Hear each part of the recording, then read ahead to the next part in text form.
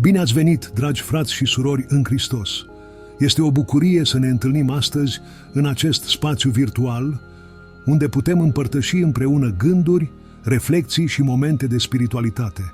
Într-o lume adesea tumultoasă și plină de provocări, este esențial să ne regăsim în Cuvântul lui Dumnezeu și să ne întărim sufletele prin devoțional, rugăciune și motivație. Astăzi ne vom concentra asupra unui psalm care ne va inspira și ne va încuraja să ne apropiem de Domnul. Psalmii sunt niște bijuterii ale învățăturii divine, plini de înțelepciune, emoție și adânci adevăruri spirituale. Fiecare psalm are o poveste, o emoție, o lecție de viață, iar astăzi ne vom lăsa purtați de cuvintele unui psalm care ne va întări credința și ne va aduce mai aproape de inima lui Dumnezeu. Înainte de a începe, vreau să vă încurajez să vă alăturați acestei comunități. Dacă nu ați făcut-o încă, vă invit să vă abonați la canalul nostru și să lăsați un comentariu mai jos cu gândurile voastre despre subiectul de astăzi. Apreciem fiecare părere și fiecare gând pe care doriți să-l împărtășiți, pentru că, împreună, putem construi o comunitate bazată pe dragostea și învățătura lui Hristos. De asemenea, nu ezitați să împărtășiți acest video cu cei dragi pentru a răspândi mesajul de speranță și motivație. În vremuri de incertitudine, cuvântul lui Dumnezeu poate fi farul nostru călăuzitor. Fiecare psalm, fiecare verset ne poate oferi o nouă perspectivă asupra vieții și ne poate ajuta să înfruntăm provocările cu mai multă credință și curaj. Astăzi ne vom concentra pe un psalm care ne vorbește despre încrederea în Dumnezeu. Acest psalm ne reamintește că, în mijlocul furtunilor vieții, Dumnezeu este refugiul nostru. Oare nu este reconfortant să știm că avem un Tată ceresc care ne protejează și ne îndrumă? Să ne deschidem inimile pentru a primi acest mesaj și să ne lăsăm îmbătați de dragostea divină. În devoționalul nostru ne vom opri asupra versetelor care ne îndeamnă să ne încredem în planurile lui Dumnezeu și să ne lăsăm îndrumați de înțelepciunea sa. Este atât de ușor să ne lăsăm copleșiți de grijile zilnice, de fricile și nesiguranțele care ne bântuie, dar atunci când ne întoarcem la cuvântul lui Dumnezeu, găsim liniștea și motivația de care avem nevoie. Aș dori să vă provoc să reflectați asupra modului în care psalmul pe care îl vom discuta astăzi se aplică în viața voastră. Cum vă învață el să vă încredeți mai mult în Dumnezeu? Ce schimbări ați putea face în viața voastră pentru a-L lăsa pe El să vă conducă? Vă încurajez să scrieți aceste gânduri în comentarii, pentru că împărtășind ne putem inspira unii pe alții. În continuare, vom avea o sesiune de rugăciune unde ne vom aduna inimile și vocile pentru a ne înălța cererile înaintea lui Dumnezeu.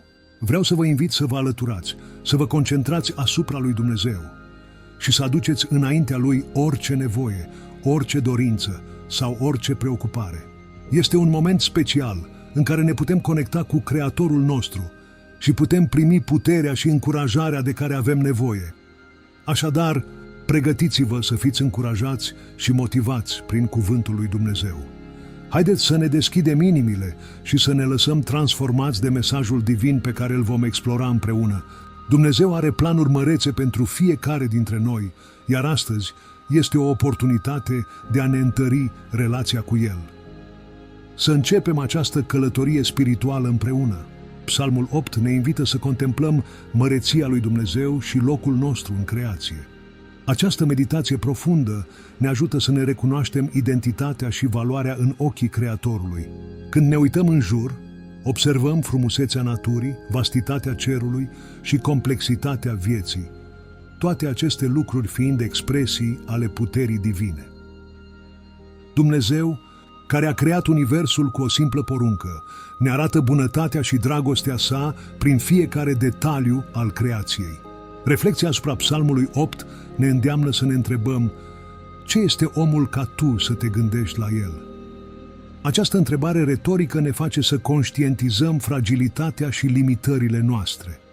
Totuși, în ciuda acestei fragilități, Dumnezeu ne oferă o identitate unică și o valoare inestimabilă. Suntem creați puțin mai prejos decât îngerii și suntem încoronați cu mărire și onoare. Aceasta nu este doar o afirmație despre natura noastră umană, ci și o chemare la responsabilitate. Suntem chemați să fim administratori ai creației, să ne îngrijim de pământ și să ne iubim unii pe alții. În acest context, devoționalul devine un instrument esențial pentru a ne conecta cu Dumnezeu.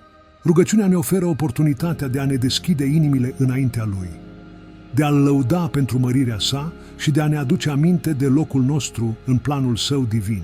Este în rugăciune că ne putem exprima recunoștința pentru bunătatea sa, dar și frământările și nevoile noastre. În acest dialog sacru descoperim nu doar cine este Dumnezeu, ci și cine suntem noi în fața Lui. Motivația de a ne apropia de Dumnezeu în rugăciune și devoțiune provine din recunoașterea că, deși suntem mici în comparație cu vastitatea creației, suntem totuși importanți pentru El. Fiecare persoană este unică, cu un scop specific în planul divin. Nevoia de a ne ruga și de a ne dedica timpul lui Dumnezeu devine astfel o manifestare a dorinței noastre de a înțelege mai bine acest scop. Când ne adâncim în relația noastră cu El, începem să vedem lumina în mijlocul întunericului, bucuria în mijlocul suferinței și speranța în momentele de incertitudine. Psalmul 8 ne amintește că, în ciuda provocărilor și dificultăților vieții, nu suntem niciodată singuri. Dumnezeu este cu noi, ne ascultă și ne îmbrățișează cu dragostea sa. Fiecare rugăciune este o oportunitate de a ne întări această legătură.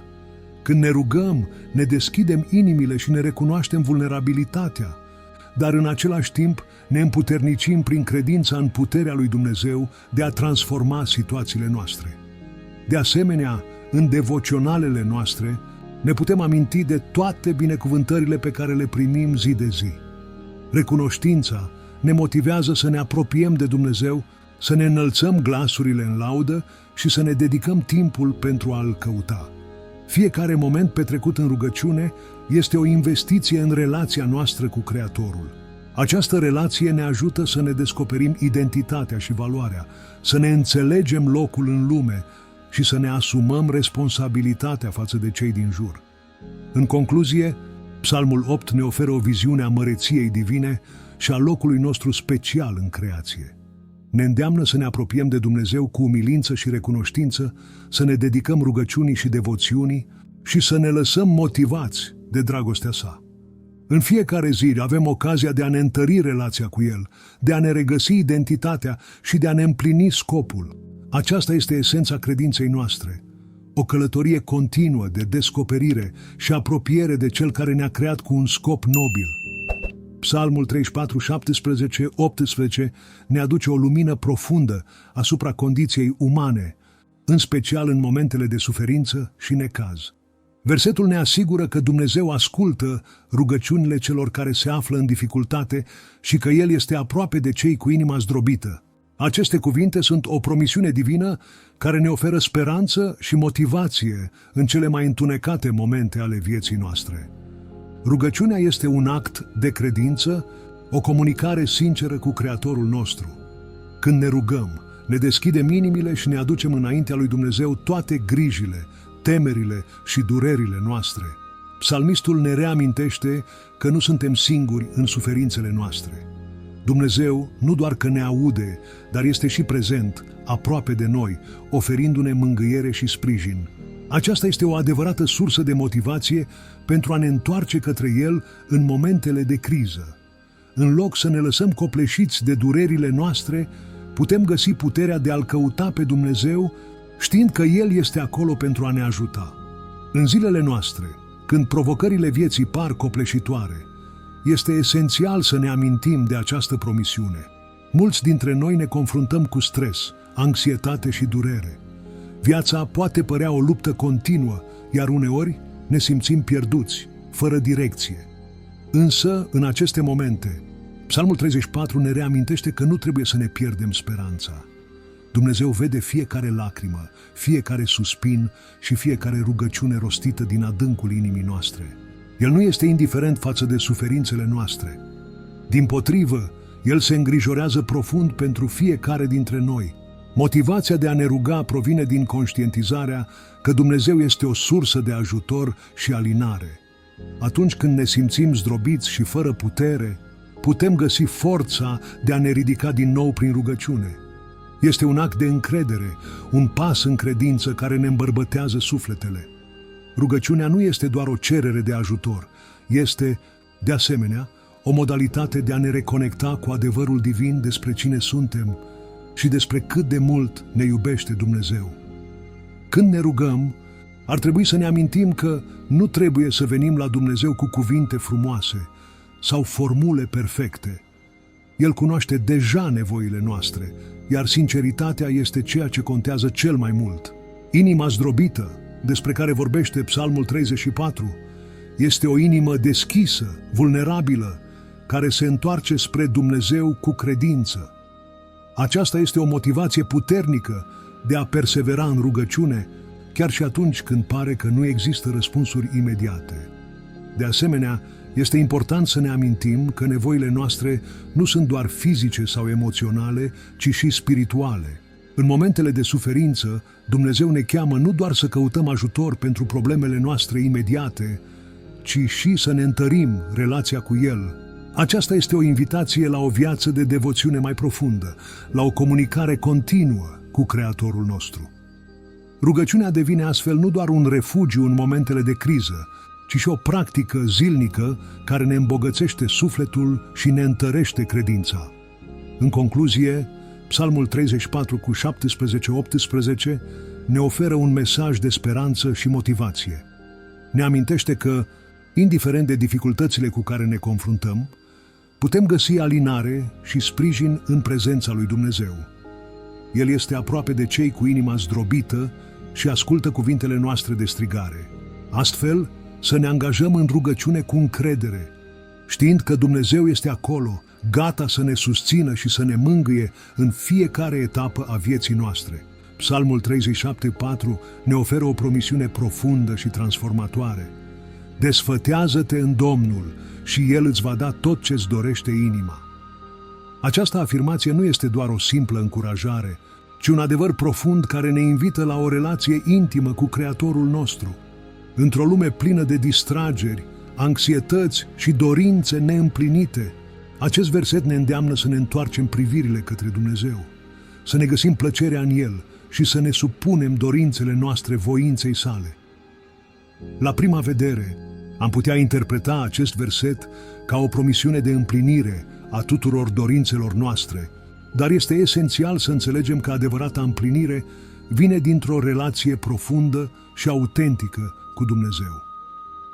Când ne dedicăm viața în devoțiune și rugăciune, când ne umplem inima cu iubirea și învățăturile Sale, dorințele noastre se aliniază cu voința Sa.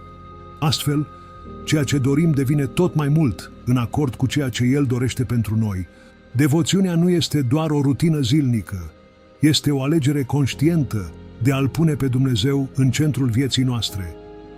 Prin rugăciune ne deschidem inimile înaintea Lui, recunoscându-ne limitele și nevoile, dar și dorințele cele mai profunde. În acest proces, Dumnezeu lucrează în noi, transformându-ne inimile și dorințele. Când ne descreștem în credință și ne apropiem de El, începem să vedem lucrurile dintr-o perspectivă diferită. Dorințele noastre devin nu doar cereri egoiste, ci încep să reflecte planurile divine pentru viața noastră. Această relație devotată ne oferă o motivație puternică de a ne ruga. Rugăciunea devine un dialog, o conversație vie cu Cel care ne cunoaște în profunzime. Prin rugăciune aducem înaintea Lui nu doar dorințele noastre, ci și temerile, fricile și incertitudinile. Este un moment de vulnerabilitate, dar și de întărire. În fața Lui putem fi sinceri, știind că El ne ascultă și ne înțelege. În plus, rugăciunea ne ajută să ne orientăm gândurile și sentimentele către ceea ce este cu adevărat important. Într-o lume care ne bombardează cu tot felul de mesaje, rugăciunea ne ajută să discernem între dorințele vremelnice și cele eterne. Ne îndreaptă atenția asupra valorilor divine și ne amintește că, în cele din urmă, împlinirea adevărată nu se găsește în bunuri materiale sau în succes social, ci în prezența lui Dumnezeu, în viețile noastre. Când ne desfătăm în Domnul, începem să experimentăm o bucurie profundă și durabilă. Această bucurie nu depinde de circumstanțele externe, ci este o stare interioară care izvorăște din conștiința că suntem iubiți și acceptați de Creatorul nostru. În această lumină, dorințele noastre devin un indiciu al dorinței lui Dumnezeu de a ne binecuvânta și de a ne oferi tot ce avem nevoie pentru a trăi o viață plină de sens. În concluzie, Psalmul 37:4 ne îndeamnă să ne apropiem de Dumnezeu, să ne găsim plăcerea în El și să ne lăsăm transformați de iubirea și înțelepciunea sa. Această apropiere nu doar că ne va împlini dorințele inimii, ci va aduce și o motivație profundă în viața noastră de credință. În continuare, vă invit să ne unim inimile în rugăciune, cerând lui Dumnezeu să ne ajute să ne desfătăm în El și să ne împlinească dorințele cele mai adânci. Doamne Atotputernic, în această zi binecuvântată, venim înaintea Ta cu inimi pline de recunoștință și umilință. Îți mulțumim pentru darul vieții, pentru fiecare răsărit de soare care ne aduce o nouă oportunitate de a Te slăvi și de a ne apropia de Tine. Așa cum ne învață psalmii, ne îndreptăm privirile către ceruri, căutându-ți fața și îndurarea în fiecare moment al zilei noastre. Îți cerem, Doamne, să ne umpli inimile cu bucurie și să ne îndrumi pașii pe calea Ta. Fie ca fiecare devotament pe care îl aducem să fie un omagiu adus Ție, un semn al iubirii noastre și al dorinței de a trăi conform voinței Tale. Ne amintim de cuvintele Psalmului 23, care ne spune că Tu ești păstorul nostru și nu vom duce lipsă de nimic. Te rugăm să ne păstorești în fiecare zi, să ne protejezi de primejdiile care ne înconjoară și să ne călăuzești spre ape liniștite, unde sufletele noastre pot găsi odihnă. Ajută-ne, Doamne, să ne îndreptăm gândurile și acțiunile spre Tine. În momentele de neliniște, când îndoielile ne încearcă, să ne amintim că Tu ești scutul nostru și fortăreața noastră, îți cerem să ne întărești credința, să ne faci curajoși în fața provocărilor vieții și să ne ajutăm unii pe alții să ne sprijinim în drumul nostru spiritual. Așa cum ne învață Psalmul 46, să ne aducem aminte că ești un ajutor întotdeauna prezent în nevoi și că în mijlocul furtunilor Tu ești liniștea noastră. Te rugăm, Doamne, să ne inspiri să fim lumină în întuneric și sare pentru pământ, să ne ajutăm semenii, să le oferim sprijinul nostru și să fim un exemplu de iubire și compasiune, fie ca prin acțiunile noastre să reflectăm bunătatea Ta și să aducem bucurie în viețile celor din jurul nostru. Așa cum ne învață Psalmul 100, să venim cu mulțumire în fața Ta, să aducem laude pentru toate binecuvântările pe care le-am primit, fie că sunt mari sau mici. Doamne, îți cerem în mod special să ne dai puterea de a ierta, așa cum Tu ne-ai iertat. Să ne eliberăm de amărăciune și resentimente, să alegem dragostea și reconcilierea în locul urii și dezbinării. Ajută-ne să ne vedem unii pe alții ca frați și surori, uniți în credința noastră, căutând mereu să construim punți între noi și să răspândim mesajul Tău de mântuire și speranță. În fiecare zi, ajută-ne să ne amintim de cei care suferă, de cei care sunt singuri și de cei care au nevoie de îndrumarea Ta. Fie ca inimile noastre să fie sensibile la nevoile lor, să ne rugăm pentru ei și să acționăm cu generozitate. Așa cum ne învață Psalmul 34, să căutăm pe Domnul în fiecare clipă și să ne încredem în promisiunile Sale, știind că El ne va asculta și ne va răspunde. Te rugăm, Doamne, să ne înconjori cu iubirea Ta divină, să ne îmbraci cu harul Tău și să ne călăuzești în fiecare decizie pe care o luăm. Să ne dăruim Ție cu toată ființa noastră, să ne lăsăm transformați de prezența Ta și să fim instrumente ale păcii Tale în această lume agitată. Fie ca, prin viața noastră, să Te glorificăm și să aducem cinste numelui Tău sfânt. Îți mulțumim pentru fiecare răspuns la rugăciunile noastre, pentru fiecare binecuvântare pe care ne-ai dăruit-o și pentru că ne iubești necondiționat. Ne încredințăm Ție toate îngrijorările, temerile și speranțele noastre, știind că Tu ești Cel care ne cunoști inimile și ne înțelegi mai bine decât ne înțelegem noi înșine. Doamne Atotputernic, în fața Ta ne aplecăm cu umilință și recunoștință, conștienți de marea Ta bunătate și de îndurarea Ta nesfârșită. Fiecare zi care ne este dăruită este o binecuvântare, iar fiecare moment în care ne putem aduna în numele Tău este un dar prețios. Ajută-ne să ne amintim de acest adevăr și să nu-l dăm uitării în tumultul vieții cotidiene. În fiecare dimineață să ne trezim cu inima plină de dorința de a Te căuta, de a ne îndrepta privirile spre Tine și de a ne angaja să trăim în conformitate cu voința Ta. Te rugăm să ne îndrumi în deciziile noastre, să ne dai înțelepciune în alegerile pe care le facem, astfel încât fiecare pas să fie un pas mai aproape de Tine. Ajută-ne să discernem căile corecte, să ne păzim de ispitele care ne pot îndepărta de Tine și să ne îndreptăm mereu spre adevărul Tău. Așa cum este scris în Proverbe, să ne încredem în Tine din toată inima noastră și să nu ne bizuim pe înțelepciunea noastră, să căutăm căile Tale în fiecare moment, iar Tu ne vei călăuzi pe cărările drepte. Doamne, ne rugăm să ne ajuți să fim un exemplu de iubire și de credință pentru cei din jurul nostru. Să ne deschidem inimile și mâinile pentru a-i ajuta pe cei nevoiași, pentru a aduce mângâiere celor care suferă și pentru a oferi sprijin celor care se simt pierduți. Fie ca fiecare gest de bunătate să fie un ecou al iubirii Tale, iar fiecare cuvânt al nostru să aducă speranță și încurajare. Te rugăm să ne inspiri să fim mărturii vii ale milostivirii Tale, reflectând lumina Ta în întunericul acestei lumi. Ne amintim de cuvintele Mântuitorului nostru, care ne-a învățat să iubim și să ne slujim unii altora.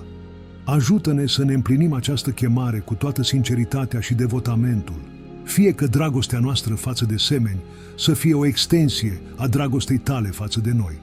Să fim gata să iertăm, să ne reconciliem și să construim relații bazate pe respect și înțelegere. Așa cum ne-ai iertat pe noi, ajută-ne să ne iertăm unii pe alții, eliberându-ne de povara resentimentelor și amărăciunilor care ne pot îndepărta de Tine. Îți cerem, Doamne, să ne întărești în momentele de încercare. Când ne simțim slabi, amintește-ne că Tu ești puterea noastră. Când ne confruntăm cu obstacole, să ne amintim că Tu ești alături de noi, că nu suntem niciodată singuri. În momentele de neliniște, să ne găsim refugiul în Tine, să căutăm liniștea în prezența Ta. Așa cum ne învață Psalmul 91, să ne adăpostim sub aripile Tale, căci Tu ești scutul nostru și apărătorul nostru.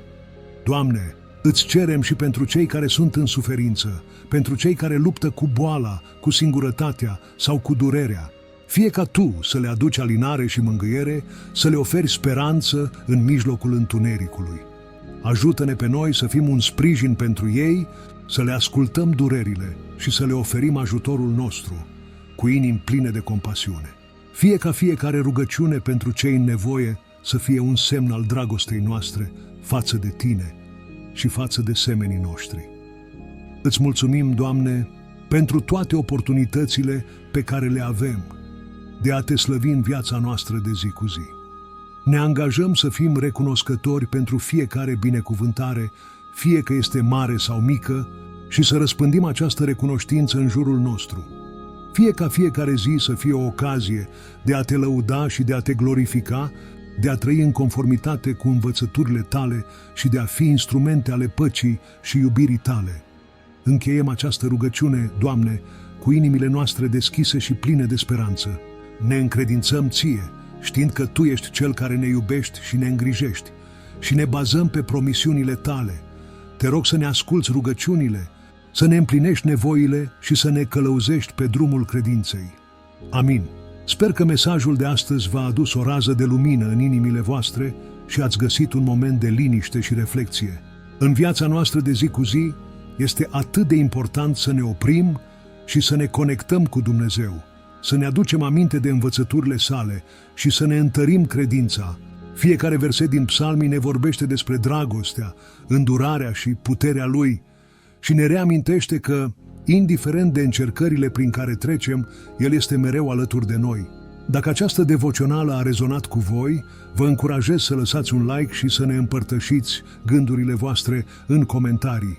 Fiecare mesaj pe care îl primiți de la noi este gândit cu toată inima și ne-ar plăcea să știm cum a influențat viața voastră. Puteți să ne spuneți ce verset v-a atins cel mai mult sau cum ați aplicat învățăturile din acest video în viața de zi cu zi. Comunitatea noastră se bazează pe împărtășirea experiențelor și pe sprijinul reciproc. Așa că nu ezitați să vă deschideți inima. De asemenea, nu uitați să vă abonați la canalul nostru pentru a rămâne la curent cu mesajele noastre viitoare. Fiecare săptămână aduce noi provocări și oportunități, iar noi suntem aici să vă însoțim pe acest drum spiritual. Abonându-vă, veți primi notificări despre noi devoționale, rugăciuni și resurse care vă pot ajuta să vă aprofundați relația cu Dumnezeu. Vrem să construim o comunitate unde fiecare se simte binevenit, unde putem împărtăși nu doar bucuriile, ci și dificultățile. Este ușor să ne simțim singuri în călătoria noastră de credință, dar împreună putem depăși orice obstacol. Vă invităm să partajați acest video cu prietenii și familia voastră. Poate că cineva are nevoie de un cuvânt de încurajare sau de o rugăciune în această perioadă. Împreună putem răspândi lumina lui Hristos în viețile celor din jurul nostru. Nu uitați că fiecare dimineață ne aduce o nouă oportunitate de a ne împrospăta credința și de a ne dedica ziua lui Dumnezeu. Luați un moment în fiecare zi pentru a medita asupra psalmilor, pentru a vă ruga și a căuta voința Lui. Lăsați-L să vă călăuzească pașii și să vă umple inima cu pacea sa. Împărtășirea credinței nu este doar un act de devoțiune personală, ci și o chemare de a fi o lumină pentru cei din jurul nostru.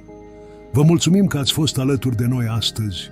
Sperăm să vă revedem în curând în următoarele noastre devoționale, unde vom continua să explorăm Cuvântul lui Dumnezeu împreună. Să ne încurajăm unii pe alții, să ne rugăm unii pentru alții și să ne sprijinim în credință. Dumnezeu să vă binecuvânteze abundent și să vă umple viețile cu dragostea și bucuria sa.